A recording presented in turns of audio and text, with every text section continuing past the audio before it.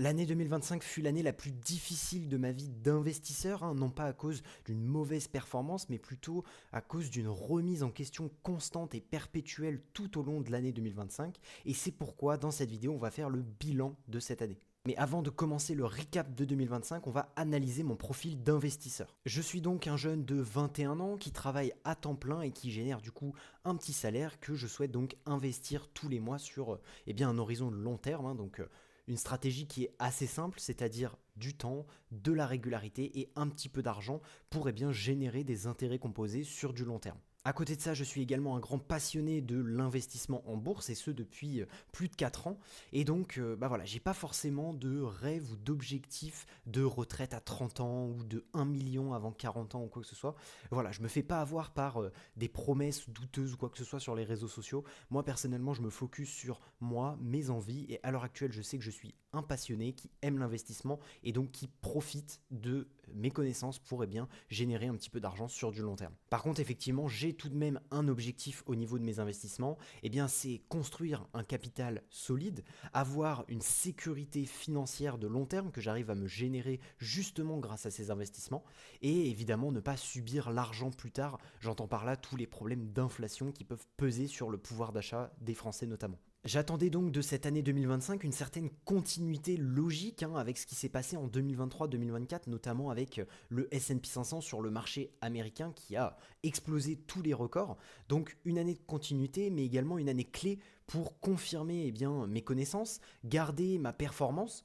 Mais voilà, je pensais également que 2025, ça allait être une année qui allait continuer, comme je le disais, la dynamique, me permettre également de battre le marché, comme je l'avais fait sur les précédentes années, 2023-2024, et également consolider mes résultats passés, avec de plus en plus de plus-value, etc. Sauf que, spoiler alert, la réalité a été très bonne, certes, mais tout à fait différente. Donc au programme de cette vidéo, je vais analyser ma performance globale comparée à celle des indices et notamment du marché en règle générale, avec une comparaison du S&P 500 au MSCI World notamment. Je vais également analyser ma performance au niveau de mes actions individuelles, celles que j'ai actuellement en portefeuille, vous donner ma thèse d'investissement, mais également mes choix et décisions futures pour ces actions. Et je vais également te partager l'évolution de mon patrimoine global durant cette année. Donc ici, l'objectif, il est de te donner le maximum de valeur avec le plus de transparence possible en te partageant les erreurs que j'ai pu faire cette année et qui sont à éviter, mais aussi mes succès et objectifs pour l'année 2026. On se retrouve donc sur mon courtier sur lequel on va analyser la performance globale de mon portefeuille cette année avec du coup le S&P 500 et le MSCI World, IWDA. À noter que la performance elle débute le 9 mai 2025. Avant je n'avais plus d'actions tout simplement parce que j'ai revendu mon portefeuille. Comme vous pouvez le voir à l'époque, j'ai pris un petit screenshot. J'avais plusieurs actions que je n'ai pas du tout aujourd'hui. Donc j'avais par exemple du ACM Research, du Accenture, Adobe que j'ai à l'heure actuelle en portefeuille. On verra ma performance sur Adobe juste après. J'avais du C3 AI, une action que j'ai pas du tout appréciée. AMD, Booking. J'avais du Salesforce que j'ai en portefeuille, Flywire, Google, Intuit, Mastercard, Medpace également que j'avais auparavant au début d'année mais que du coup j'ai encore actuellement. MSCI, Microsoft, Nvidia, Qualys, pareil que les autres, donc que j'ai reacheté mais que je n'avais plus auparavant. SoundHound AI également, S&P Global, Visa et Williams Sonoma. Voilà, donc ça c'était vraiment les actions que j'avais au début d'année 2025, sauf que j'ai décidé de tout revendre suite à un changement et comme je le disais, une remise en question au niveau de mes connaissances pour essayer d'avoir une plus belle performance encore. À noter que en 2023 et 2024, j'avais fait des années magnifiques avec beaucoup de spéculation cependant dans mon portefeuille. J'avais fait 41 et 32% de performance sur des années complètement folles. Aujourd'hui, du coup, c'est un petit peu plus calme. Comme on peut le voir, depuis le 9 mai 2025, le S&P 500 a fait 17,15%, le MSCI World a fait 11,67%, et moi, je me retrouve entre les deux à 14,56% à l'heure actuelle, du coup, si on prend ces indices. Comme on peut le voir, le S&P 500 a été beaucoup plus linéaire que moi. Moi, j'ai eu une grosse période de baisse, notamment les premiers mois, jusqu'à à peu près juillet à peu près 2026. 2025 pardon. Et donc depuis à peu près juillet 2025, on a cette performance qui est beaucoup plus linéaire par rapport au S&P 500. On a même réussi parfois à le rattraper. Je pense notamment ici en fin juillet, également en fin octobre et en mi-décembre à peu près, où j'ai réussi du coup à frôler le S&P 500, mais malheureusement à chaque fois on est redescendu un petit peu et on a terminé l'année du coup avec à peu près 2,8% de sous-performance, ce qui n'est pas non plus terrifiant, mais ça peut causer des problèmes à long terme. Donc j'espère que les années prochaines seront plus intéressantes en termes de performance. À côté de ça, le MSCI World qui lui a été également plus linéaire, mais par contre beaucoup moins intéressant en termes de performance. Je finis l'année à peu près 2, je dirais 4%, 6% même de surperformance par rapport au MSCI World. Donc beaucoup plus intéressant là-dessus que via le S&P 500. Voilà. On voit aussi que j'ai eu certains mois de très forte surperformance, je pense notamment en mai 2025 où j'ai eu 3,24% de performance contre 0,7% pour le S&P 500 et également les mois de novembre et début décembre qui ont été du coup des surperformances énormes par rapport au S&P 500 qui lui avait fait donc 0,98 au lieu de 2,44 et 0,19 au lieu de 2,73. Donc là-dessus beaucoup plus supérieur, mais j'ai également eu par exemple en août des sous-performances énormes par rapport au S&P 500. S&P 500 qui avait fait moins 1,6% et moins 3,69%. Avant de passer à la suite, n'hésitez pas à vous abonner, à liker et à commenter cette vidéo, c'est très important pour le soutien de cette chaîne, merci beaucoup. On passe ensuite à la performance globale de mes actions individuelles, avec aujourd'hui 4 actions comme je vous le disais que je détenais déjà dans mon portefeuille auparavant, que j'ai revendu et que selon moi j'ai acheté à des prix plus intéressants. Je pense notamment par exemple à Adobe sur laquelle du coup j'ai investi donc 2580 euros que j'ai commencé à acheter en mi-mai. Donc le 9 mai, ça a été le début de mon portefeuille, la première action que j'ai eue en portefeuille, qui assez rapidement a subi une grosse baisse d'à peu près, je dirais une vingtaine de pourcents. Ouais, voilà, on est à peu près sur 20-22% de sous-performance. Donc pas forcément une performance très intéressante. On aurait pu acheter plus tard techniquement pour avoir une plus belle, un plus beau prix de revient. Mais voilà, ce qui compte, c'est que j'ai racheté petit à petit un premier achat, un deuxième achat, un troisième achat, un quatrième achat. Tout ça pour donc avoir un investissement total de 2580 euros, qui représente aujourd'hui moins 4,6%, donc 2461 euros à l'heure actuelle, et donc une moins-value de 118,66 euros. Et donc à l'heure actuelle, on est plutôt sur une stagnation de l'entreprise, comme on peut le voir, et j'espère évidemment que d'après ma thèse en 2026, l'action pourrait réexploser à la hausse, d'autant que à côté de ça, Adobe a un price to free cash flow, donc un prix par rapport au cash qui est relativement faible. On se vend actuellement à 15 fois le cash, alors que ça n'a pas été fait depuis 2013. 2013 où on était à 13,26 fois le cash. Donc voilà, j'estime qu'Adobe est très largement sous-évalué, qu'elle a un moat qui est suffisamment puissant et des fondamentaux extraordinairement bons, et que donc je vais pouvoir performer l'année 2026 grâce à cette action. On a également dans mon portefeuille du Salesforce. Alors Salesforce, c'est un petit peu le même principe qu'Adobe. J'ai eu un premier achat qui a été assez rapidement mauvais, on va dire, entre guillemets, sur du court terme, avec du coup une grosse sous-performance assez rapidement. On a eu ensuite, on va dire, une stagnation du cours et on va dire depuis mi-novembre, une très belle réaugmentation. On a pris quand même plus de 20% depuis cette période-là.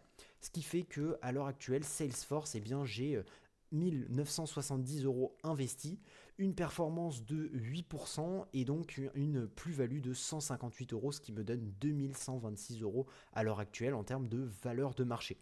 Voilà. J'avais effectivement fait un renforcement aux alentours des 230 dollars. J'estimais que le prix était encore plus intéressant, donc j'en ai profité pour racheter. Et j'avais hésité à racheter en fin novembre à peu près, mais voilà, l'action est repartie très vite à la hausse. J'ai pas forcément eu le temps de déployer le cash que je souhaitais, et donc pour l'instant, voici ma position sur Salesforce. À côté de ça, j'ai également du Medpace. Donc j'ai eu un seul investissement. J'ai pas eu la possibilité d'investir plus et de renforcer à la baisse pour la simple et bonne raison que, comme on peut le voir ici, l'action a explosé à la hausse extrêmement rapidement et aujourd'hui on continue d'être très très haut, comme on pourrait le voir. J'ai acheté mon action à 300 dollars et on est aujourd'hui à 567 dollars. On avait même atteint des plus hauts à 626, donc j'avais fait plus de 100%.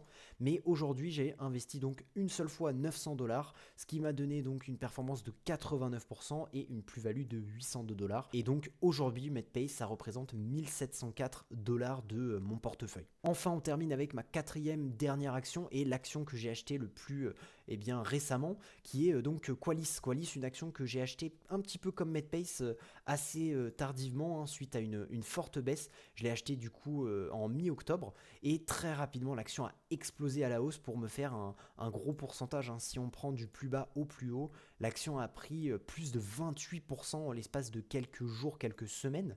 Et donc ça m'a pas permis de pouvoir investir plus. J'ai pas pu profiter du renforcement à la baisse comme j'ai pu le faire avec Adobe et Salesforce. Donc j'ai simplement un investissement de 1270 euros qui, à l'heure actuelle, vaut 5,28% entre guillemets seulement parce que l'action, comme on peut le voir ces derniers temps, redescend un petit peu à cause de spéculation, hein, à la baisse. Et donc voilà, j'espère que l'action pourrait potentiellement redescendre un petit peu plus bas aux alentours des, on va dire, 130, 120 dollars, voire un petit peu en dessous, hein, si l'action continue de descendre, pour racheter du Qualis à peu près du coup quelques milliers d'euros pour atteindre une valeur de 3-4 000 euros, hein. Ça pourrait être relativement intéressant. Le fait est que à l'heure actuelle, je suis tout de même sur une plus-value de 67 euros à peu près, ce qui me donne du coup une valeur de marché de 1333 euros. Donc voilà, très content de mes différentes actions, hein, surtout que comme vous allez pouvoir le voir, Adobe se vend à 15 fois le free cash flow. On a également Salesforce qui se vend à 19 fois, ce qui est quand même relativement faible par rapport à sa moyenne historique, hein. J'ai même envie de dire que, comme vous pouvez le voir, l'action a quasiment jamais été aussi peu chère. La dernière fois que c'était aussi peu cher, c'était en 2008. 2008, après la crise des subprimes, hein, donc l'une des crises les plus importantes de tout simplement la finance, hein, voilà. Et j'ai également du coup du Medpace qui, donc comme on l'a vu, a bien explosé à la hausse et qui est donc aujourd'hui à 24 fois le free cash flow, peut-être très légèrement surévalué, ou en tout cas il y a peu de marge de sécurité. Moi je l'avais acheté plutôt aux alentours des 15-20 fois, hein, le price to free cash flow, à peu près à ces niveaux-là, et on avait explosé ensuite à la hausse comme vous pouvez le voir.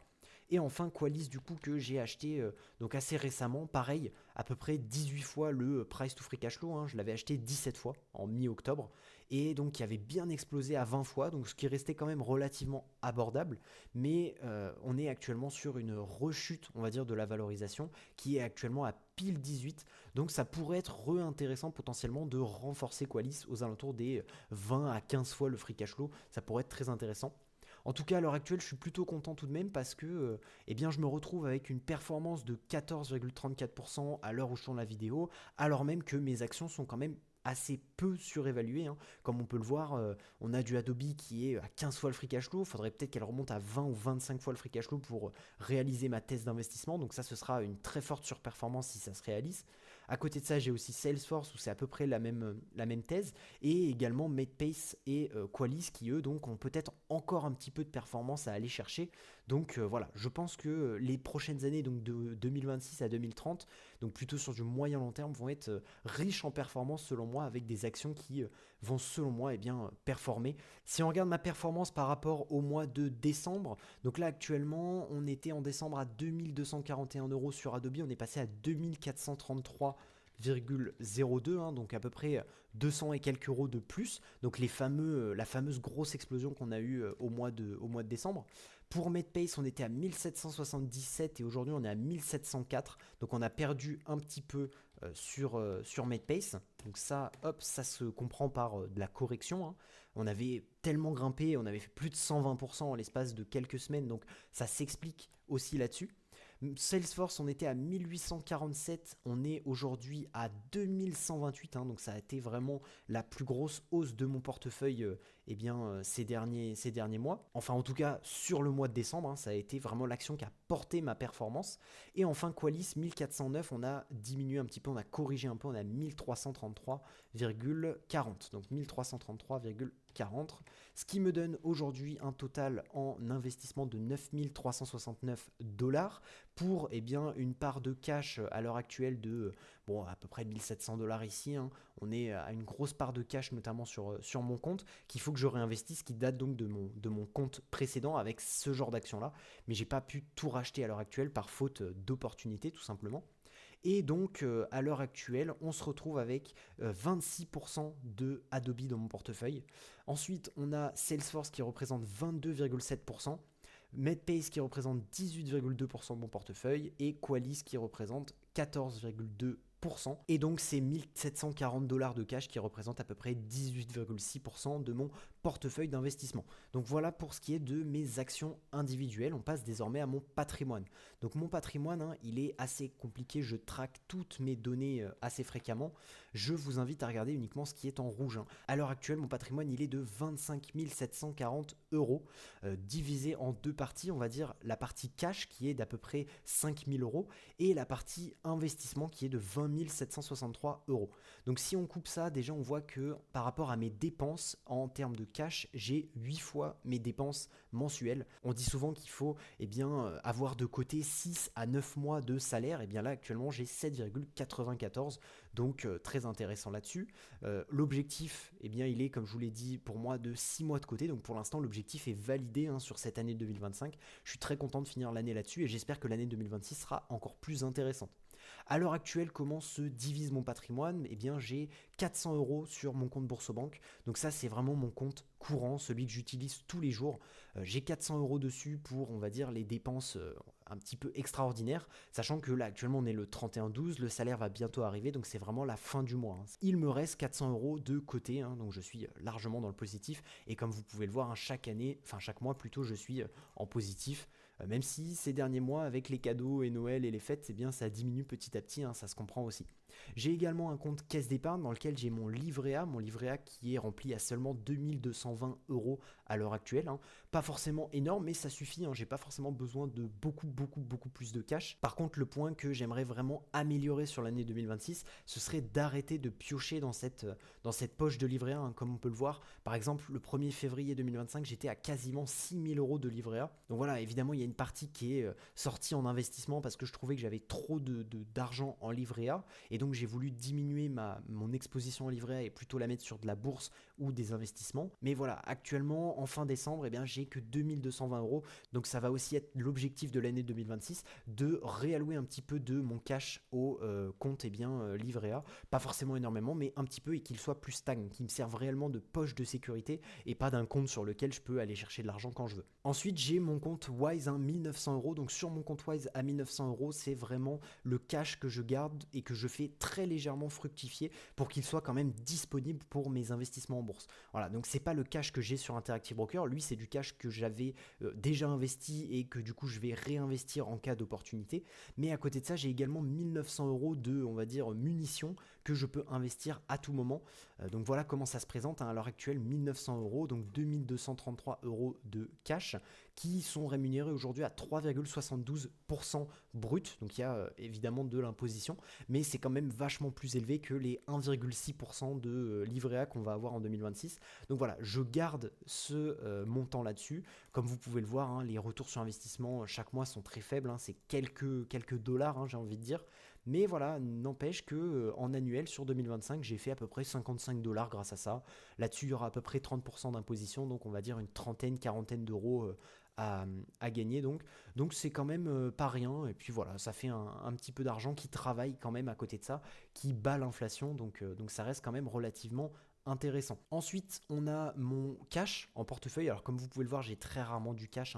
Là, ça faisait plusieurs mois que j'avais rien du tout. Mais là, voilà, ça a été les fêtes de Noël. J'ai eu un petit peu de cash. Et enfin, la carte Edenred, qui est en gros la carte restaurant que mon entreprise me fournit, qui me permet donc de payer 50% moins cher en fait ce que j'achète. En tout cas, c'est 50% pour moi de ma poche et 50% de la poche de mon entreprise. À l'heure actuelle, j'ai 257 euros dessus. De toute façon, c'est de l'argent que je consomme pour faire les courses tous les jours.